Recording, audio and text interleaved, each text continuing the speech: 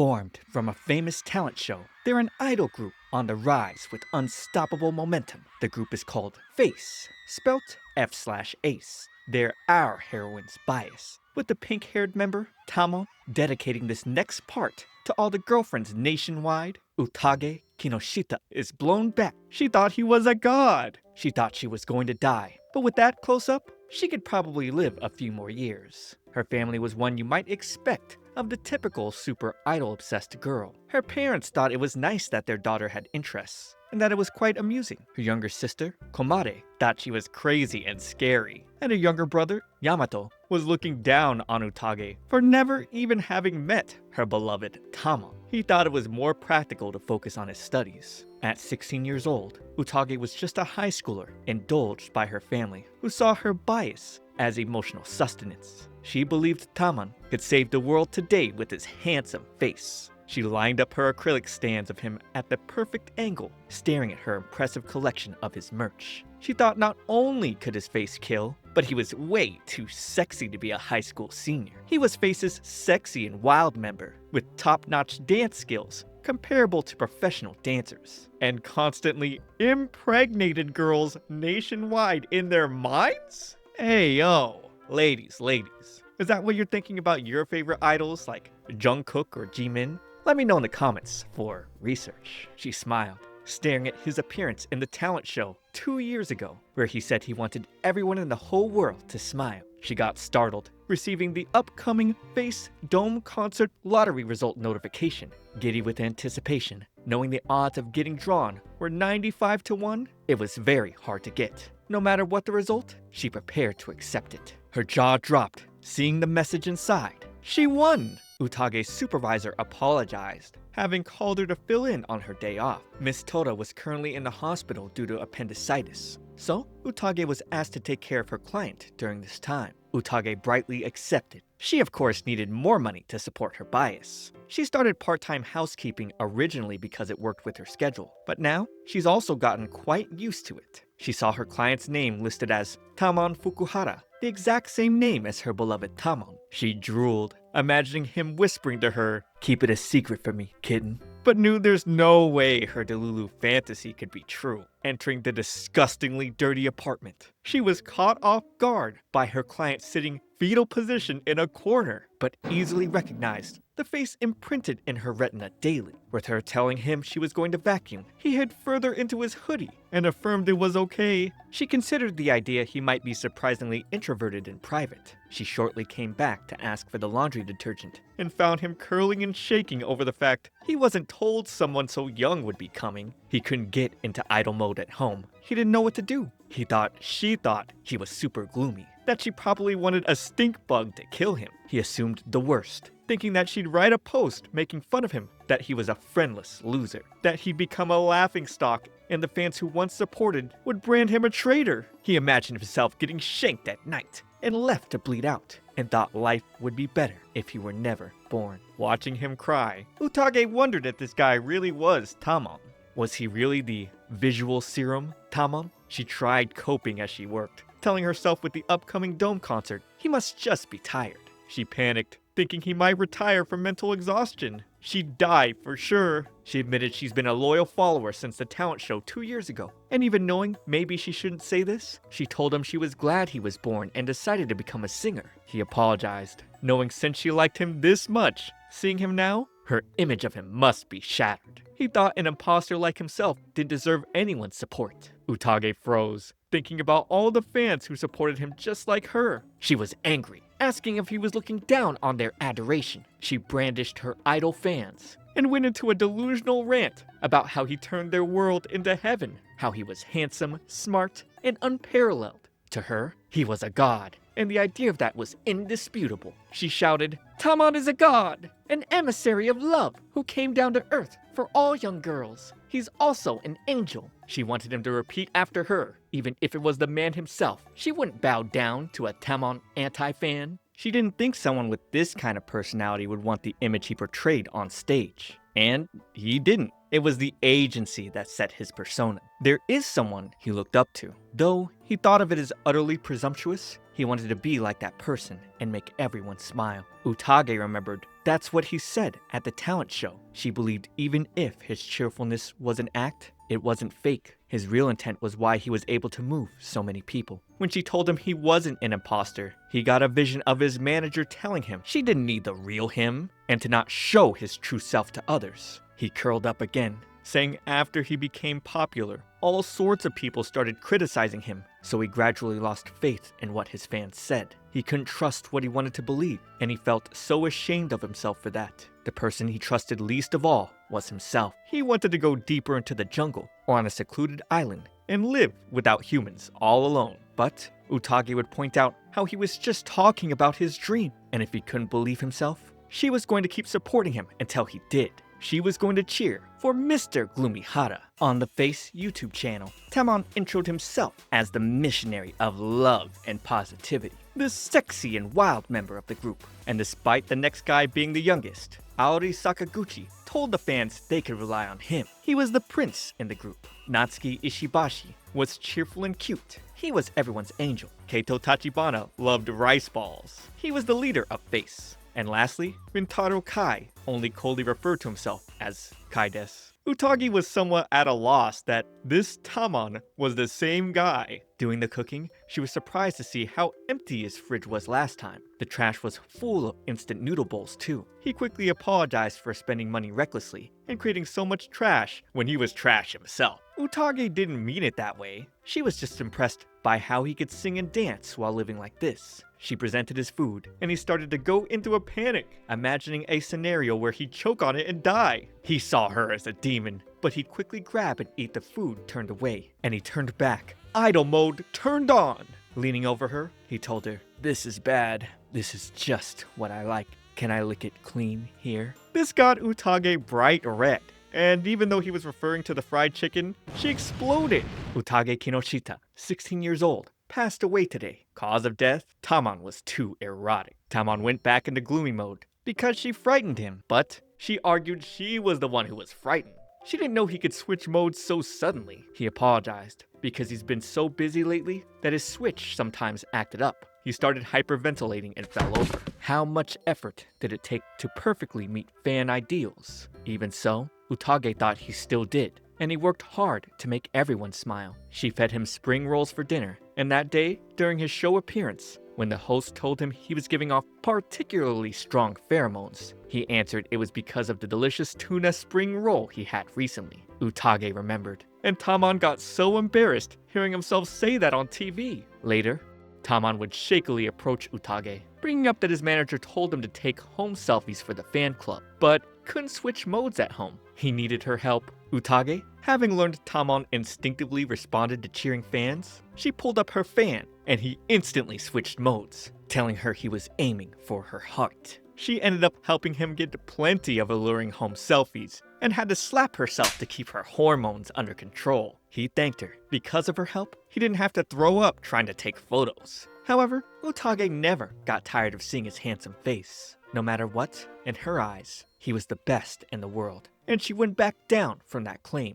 As she began her leave for the day, he thanked her for everything, telling her it was like his mental state has been promoted from filth to old trash. Fans always complimented him, and every time he heard it, it made him happy. Utage started to tear up, and Tamon worried he said something wrong again. She told him he was misunderstanding. She wasn't getting complimented by Tamon, but instead by Gloomy Hara. So, she was especially moved. He turned back and told her it was all thanks to her for scolding him so often. Utage's heart beat rapidly as her bag dropped. She gushed, hearing Supernova song lyrics in her mind. But due to a misunderstanding, Tamon tightened his hoodie around his face, apologizing for his gross smile. She rushed, trying to uncover his face because it was such a waste. She ended up falling over him, drooling over his clumsy smile. But their moment was ruined by a visitor. Tamon's manager, Wataru, was furious, telling Utage to know her place. She apologized and ran out, wondering what she was doing. Being driven by her desires, she pounced on a national treasure. She felt guilty. She felt she shouldn't be supporting Mr. Gloomy Hara. It should only be Tamon. At school,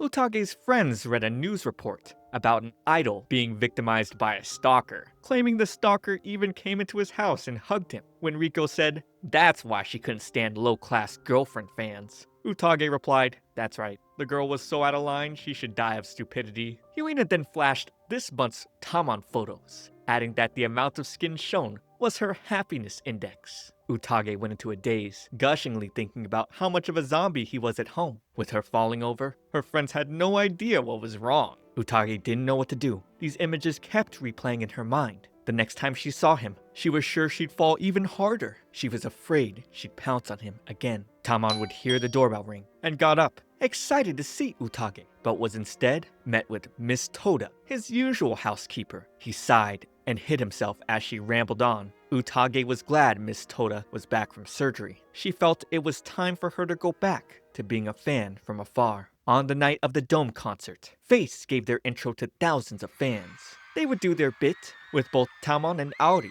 blowing their kisses to the crowd.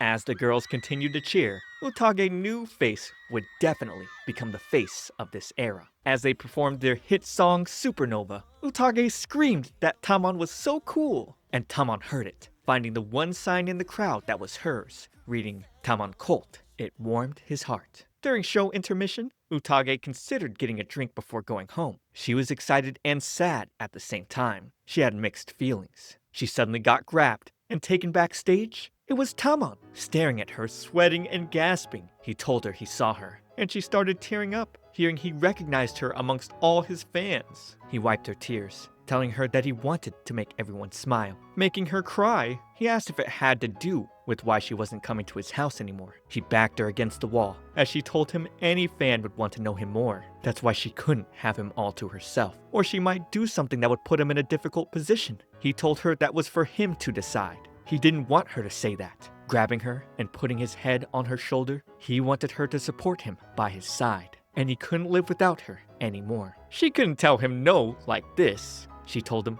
okay, and he quickly jumped away, covering his face. So she scolded him, saying the show wasn't over, so he couldn't switch modes. He had to go back and finish, and that she'd be cheering him on. He turned back, face blushing as she left. She was also just as much of a mess. Skipping through the streets, Utage felt as thrilled as ever, all because Face was finally having a fan interaction event. Spending her life savings on all those CDs had to be worth it. She was going to need to scrub down her body extra hard and also get some new clothes, which meant she'd be working her butt off. As she walked into Tamon's house, she didn't expect to see him struggling with his manager, insisting that he wanted to retire. Wataru would have to take a call outside from another one of the idol members. Babysitting these kids was a real chore. On the other hand, tears were already rolling down Utage's cheek. Hearing that Tamon wanted to quit, the thought of a meet and greet made him so nervous, he felt he was gonna throw up. She tried to remind him of his dream of wanting to make everyone smile, but his mind would spiral, thinking about how he'd have to talk to so many people. He imagined his fans would be grossed out by his sweaty hands and say,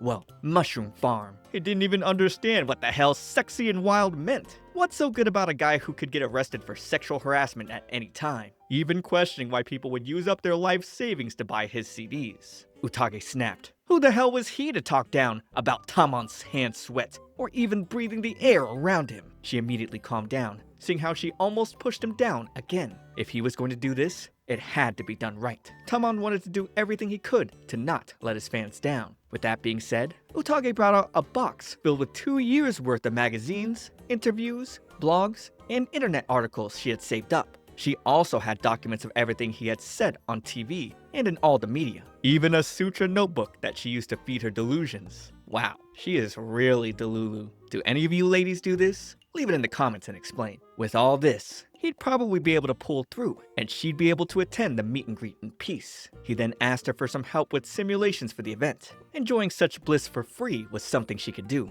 That was until he started calling himself trash. Now, she was ready to offer up all her time in this life and the next. Moments later, Utage tried to keep it together as she gave her support. Like a switch, idol mode was back on. Tamon pulled her in from the waist, telling her, I'll never let you switch Oshis. She was so excited that she exploded again, causing Tamon to return to Mr. Gloomy Hara. He apologized for hurting and relying on her so much. Honestly, this made Utage very happy. Whenever she was going through hard times, Tamon's face was always there to lift her spirits. So there was nothing that made her happier than being of help to him. She'd happily go through all the moments of her head exploding, and wouldn't mind giving up her life to support him. However, he'd use up too much energy, causing him to cough up blood. While he took a break, Utage let him know she'd be coming to the meet and greet as well. He hoped she'd be able to score his performance. With his cute expression, she'd explode once more. On the day of the meet and greet, the venue was stacked with girls who were all hyped up. Thousands of people, and they all loved Tamon. While he was making heads explode,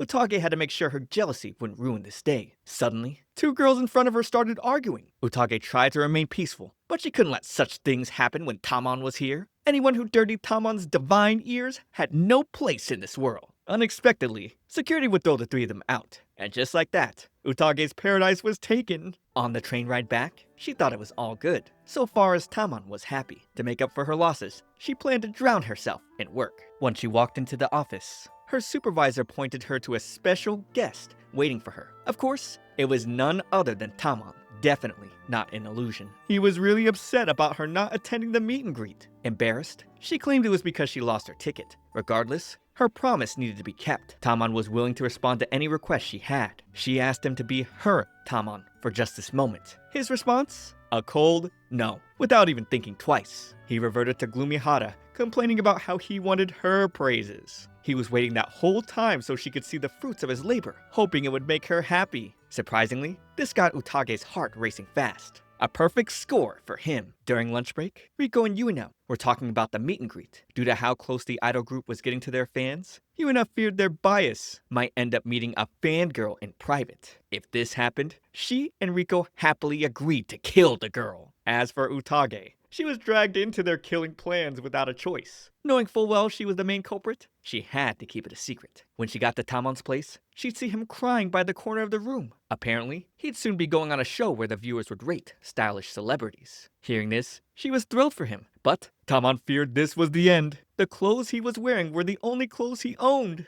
Utage would encourage him, saying the fans wouldn't mind his lack of fashion sense. Although she liked the gloomy Hara look, she didn't want to miss the chance to show off his great physique. So, they'd head off to buy some clothes. While she was waiting at the mall, he'd meet up with her with a paper bag over his head. Using all the info and perspective she had as a fan, Utage planned to come up with the best look. This was her duty. Taking a peek in the dressing room, she was knocked out by how hot he looked in these new clothes. No matter the outfit, he could make it all work. With one of the outfits, she'd have to help him with putting on a necklace. Afterwards, they'd head to a cafe, which Utage sometimes visited on her way home from school. Seeing the guys who were hanging out at another table, Tamon felt a bit jealous. Utage admired the fact that someone as amazing as him would enjoy stuff normal people liked. When it came to going out with his group, Tamon's expression said all she needed to know. Riko and Yuna suddenly approached her, causing Utage to panic. Tamon introduced himself as her friend, and Riko suspected he was her boyfriend and insisted he show his face. But he'd suddenly grab Utage's hand, and they'd run out through the streets, like this was some kind of secret date. Once they got away, Utage immediately apologized for putting him in potential danger from the paparazzi. For this, she was ready to receive capital punishment. She could never forgive herself, and vowed to stay at least 3 meters away from him from now on. He took off the paper bag, asking if she liked him. The answer was obvious, but she was still blown away to dust because of his handsomeness. A few days later, his outfits were praised as #1 for having a boyfriend look. When next she came to his apartment, he looked roasted. She'd immediately freshen him up to preserve his handsome looks. It turned out that he was trying to make a simple rolled omelet, but the outcome wasn't even decent enough to be shown. Tamon threatened to go on hiatus, just so he could learn how to fry an egg. Utage immediately reminded him that he was a top chef, whose best meal was making his fans smile. This encouraged him for some reason. Wataru walked in at that moment, applauding her for being able to drag Tamon out of his nervous breakdown mode. Who'd have thought hiring a housekeeper could rehabilitate him this much? He'd been working obediently lately, all thanks to the chores lifted off his shoulders. Wataru asked her how much counted as household chores, and she answered that it was pretty much anything, even going shopping and taking pets for a walk. Somehow, he could tell they practiced for the meet and greet, and even went shopping together. Utage and Tamon quickly got on their knees, apologizing. To their surprise, Wataru also knelt, begging her to keep helping with Tamon. The truth was, they were a small agency with no connections, so Wataru was happy to dump the depressive zombie on her. Basically, she had to go ahead for anything now. However, her personal desires had to be suppressed. Thinking about him showing off for her, she slapped their face and put her desires away. At the age of 16, Tamon came all alone to Tokyo for his audition. His manager barely took care of him, and he didn't get along well with his fellow idols. It was given that he'd rely on a busybody fangirl who happened to come into his life, so she needed to work hard for him. Out of nowhere, a candid photo of Tamon popped up on her phone. She screamed, startling him. He found her quite interesting, especially the way she randomly yelled. Right now, she was special to him. Tamon was excellent at fan service, hence why he could say stuff that made her so happy. Earlier on, she was just trying to escape reality. Utage thought she was so boring to talk to with her old friend who complained. When she'd been flattened like an empty husk, that's when she came across Tamon on TV. Hearing him say, "I want to make everyone smile," was something she wouldn't find herself uttering even in 100 years. Ever since then, her days have been so fun. His dream became her dream. That was why she didn't need to be special. Just having him show her his dream was enough, or so she thought. Seeing he was wearing the necklace they got at the mall, Utage started blushing. She felt something she couldn't describe. While watching one of Face's commercial shows, Utage giggled to herself. She fantasized about being a trampoline that would catapult them to stardom. As much as romantic fantasies were fun, she didn't want to be the impurity that polluted such a precious space. She'd snap back to reality, freaking out when she remembered Tamon kissing the necklace she picked out. Most of all, what exactly did he mean when he called her special? Over in Tamon's apartment, Utage saw him struggling with the script for tomorrow's show. While scripts were prepared for the idols, there were still some free talk sessions. If this wasn't solid, he was definitely going to break character. Looking at the script, Utage thought it was awful. Tamon also complained about having to meet with Audi. Utage figured they were just close for the sake of the cameras. Panicking, he immediately apologized for shattering her dreams. Due to his nature, he hadn't opened up to the other members that much. He felt like a jerk for swaying people's hearts like some con artist, but there wasn't much that could be done. So he begged to be arrested and thrown into the slammer for fake friend crimes. However, Utage was moved to think he'd be working so hard to keep the fans happy. Plus, he was so good at acting that they never had any doubt. The perfect con artist. She then told him to be proud of his skills, and after making dinner, she left. While thinking of a new recipe to try out, she'd accidentally bump into Audi. With his clean-cut good looks and overflowing privilege, he was considered Face's prince. Both his parents being famous entertainers meant he was a thoroughbred who had been in ads and TV shows since he was in grade school. Not only did Utage bump into this handsome guy, but he was holding her hand. She asked him to keep his hands reserved for Tamon and ran off. Shortly after, she realized she dropped her homemade fan. Going back to Tamon's place, she rang the doorbell. With no answer, she let herself inside. Hearing loud voices in the room ahead, she cracked her glow stick and slowly went to check things out. The sight left her too stunned to speak. Audi was scolding Tamon, calling him a slowpoke and whacking him with Utage's fan because he wasn't done with the script. Noticing her, they tried to play things off by acting all nice. No way was she gonna fall for that ridiculous act. Who did they think they were fooling? Audi was obviously smacking Tamon with her homemade fan earlier, and that was an unforgivable act. Tamon tried to calm her down, but she was too far gone. Filled with rage, she picked up Audi, tossing him outside. Then she went to check on Tamon. He told her that Audi was always like that, so he was used to it. Audi crashed back inside with a flying kick, demanding that she apologize for throwing him out. Mr. Gloomy Hara ended up apologizing instead, blaming himself for everything. He assumed he'd get blacklisted and blackballed for ruining tomorrow's shoot. Utage urged him not to think about it, reminding him that he could influence a whole economy just by standing in place. She then introduced herself to Audi as Tamon's housekeeper. Still, he saw her as one of those crazy fans. No lies there. He dragged the quivering Tamon, questioning what was so good about him. A guy like this being the center of the group made him sick. Utage would grab his hand, making it clear that wherever Tamon stood was the center of the world. It didn't matter if he was sexy and wild or a loser. People like this irritated Audi. He claimed they didn't have a sense of pride and were nothing but absolute pieces of shit.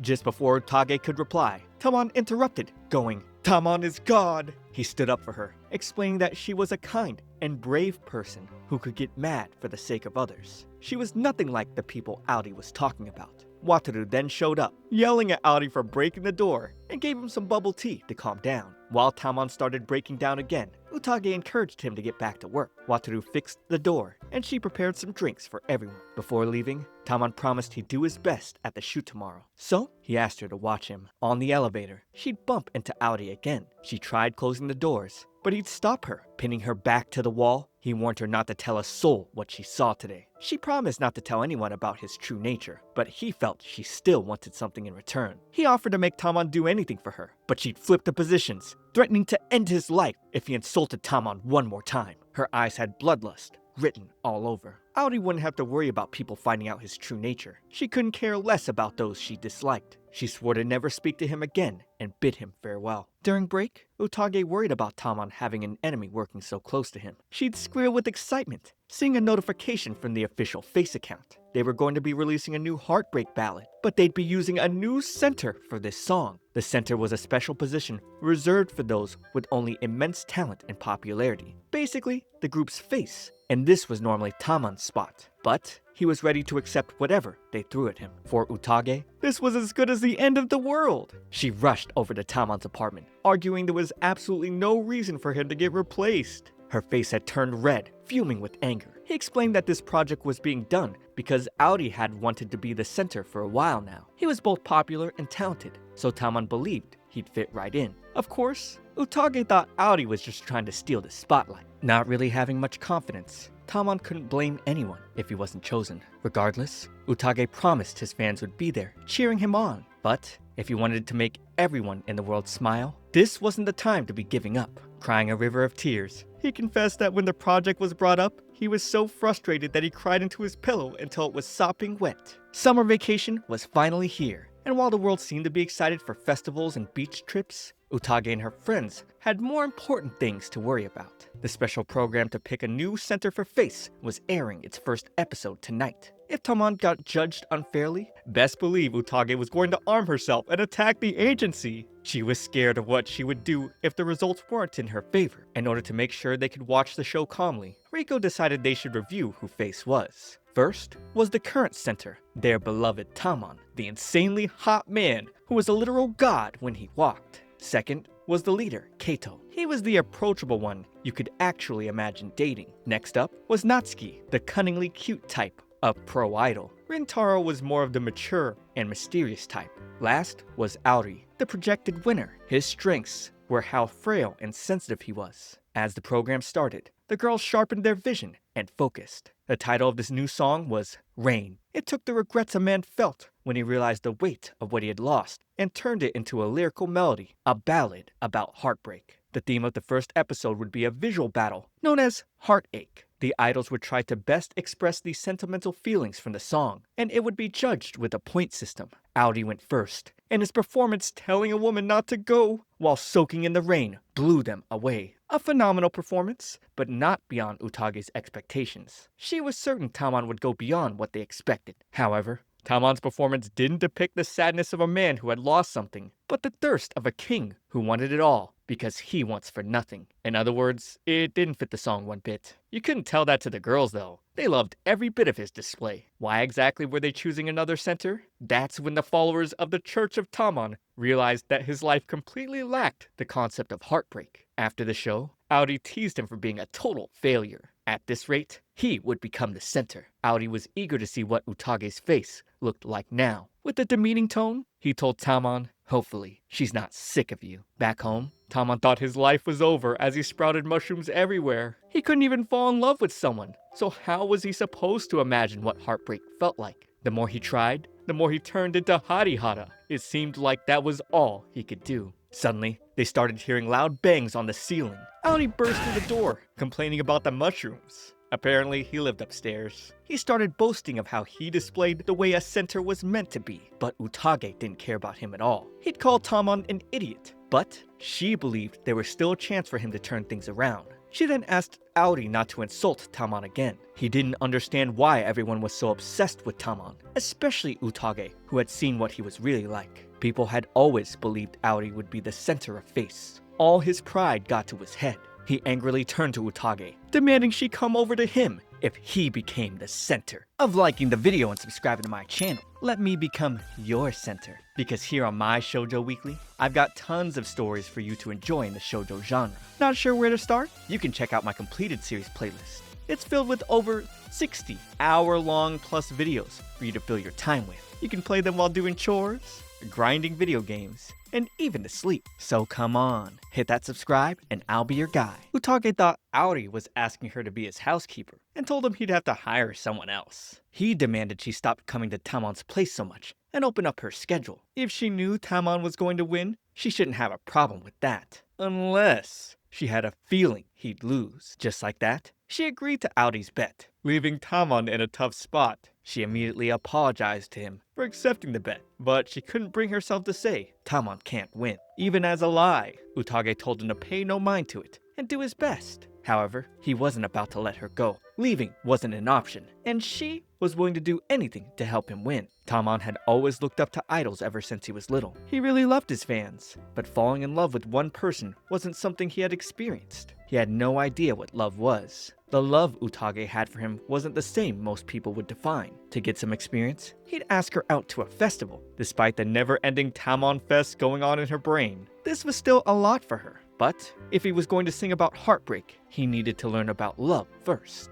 It was said people gathered here in search of love, unaware of what awaited them was a new encounter or goodbyes, the sanctuary for lovers passed down since time immemorial. This was none other than the summer festival. He wanted to go there to find out what love was, so he could win the second round in the competition to decide the center. Going into that kind of dazzling party night all by himself, the sheer amount of positive energy would reduce him to cinders. Crazy to think he got all this information from a love specialist. Either way, Utage thought it was delusional that a lone fan such as herself would be allowed to go with the Tamon to a summer festival. Tamon put off the gloomy Hara act, letting her know she was the only one he could do this with. Out on the balcony, Aori's mind thought about how the fans, the people in the entertainment industry, and even those with no interest in him would at least change their tone a little if they approached him. Yet, Utage wasn't doing any of that, and it annoyed him. He'd see Tamon sneaking out with a paper bag over his head, and this got him even more riled up. At the summer festival, Utage was dressed up and ready. She would do everything she could to help out in Tamon's search for love.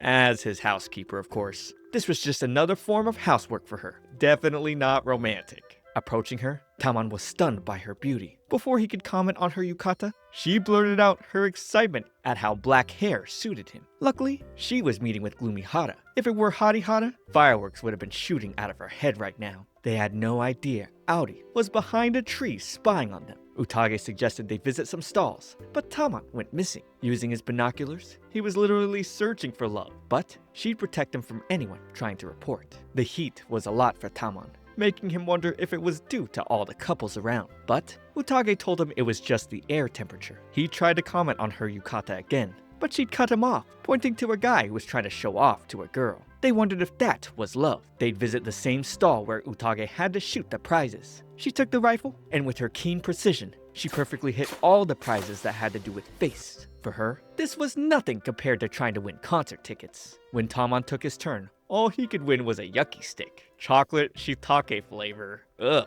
If things kept going like this, the only thing he'd have gained was getting bit by mosquitoes. Despair gripped him as he regretted coming here. It was itchy, scary, and hot. Utage reminded him that he had masterfully shot through the hearts of his fans. He was a sniper of love. So, she was certain he'd find out what love actually meant.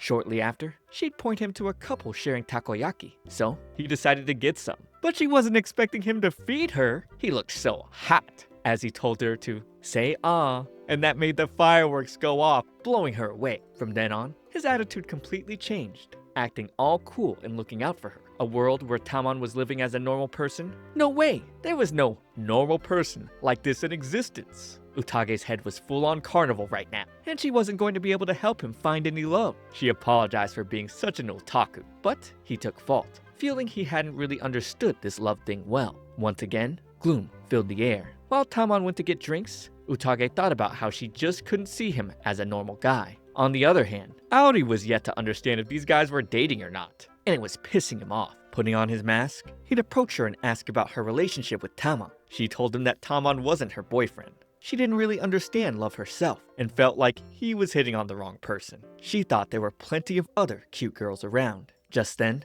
Tamon came back, seeing as Aori bashfully complimented Utage's yukata. She almost seemed sweet here, and it was throwing Aori off. It was like something sparked in him. Taking off his wig, Tamon walked up to them, telling Aori not to talk to her because she was his girlfriend. He then grabbed her and walked away. When they were far enough, he finally complimented how lovely she looked in the yukata, though he'd immediately apologized, thinking he said something horrific. She was happy to hear it. Utage just wasn't used to getting compliments, so it surprised her. At that moment, she saw him as a regular guy. They came to this festival so he could find out what love truly was, but that didn't seem to be going very well. So, Tamon resigned himself to being mocked by others for the rest of his life. He wanted to end things now. Just living was his dark history. Seriously? How did he even manage to pull off his hot personality? He wondered if love really existed. He figured just trying to copy others didn't work. Going places with someone else like this wasn't something he usually did. Utage thought it was better to stop doing things they weren't used to, and suggested they try enjoying their time normally, just as friends. He was moved to tears. The only ones he'd been able to open up to were the stains on his wall. So,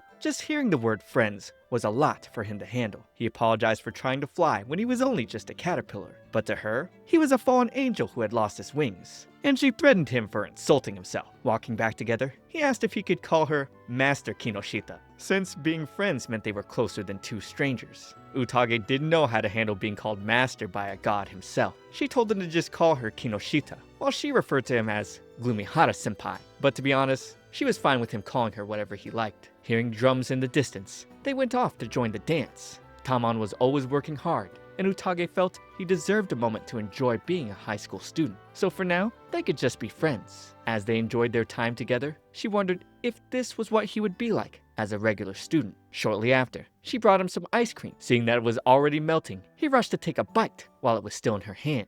Her heart skipped a beat, but he couldn't help it because his hands were full and he didn't want her yukata getting stained. Afterwards, they'd head over to a private spot where they could watch the fireworks. Here, Tamon could take off his wig and mask. Utage was a lot more relieved seeing his regular hair color. He had dyed his hair pink during his audition, which caused quite a stir among the fans. Tamon went all out, dyeing it a color he thought was the opposite of himself. Ever since then, when he stood in front of the people, he was Harihara. All the fans fell in love with his pink hair and called pink the color of love. But still, it was his hard work that moved everyone's hearts. Unlike Auri, he didn't feel special, and being a failure, all he could do was work hard. Just knowing there were people out there who would cheer for someone like him filled Tamon with so much joy. That was why he wanted to make everyone happy and smile. The last thing he wanted was to be seen as pathetic. He told Utage, "I want people to like me." Seeing him say those words, she felt like he was the one in love at that moment. Even if he didn't have feelings for one specific person, she figured this was like love to him. And if that was the case, maybe he already knew his answer. She told him that the fact he worked so hard was also love. Raising her fist in the air, the fireworks went off, spreading love throughout the night sky. Her words moved him, and he thanked her, calling her Uta-chan. He wondered if this was also love he was feeling in the moment. But Utage absolutely refused, telling him this was camaraderie from pretending to be friends. A fleeting illusion. She didn't want him having any kind of world-ending misunderstandings. The second round was finally here, a complete 180 from the first round of visual battles. This time, things were going to get much more physical, starting out with a race to run on water. Tamon came out on top. As usual, he struck the heart of his girlfriends all over the world. What? What kind of competition is that? What does that have to do with being the center? Anyways, subscribe to keep up with future parts, but for now, watch this next video. It's me, Comfy Tea. I'll see you all in the next one.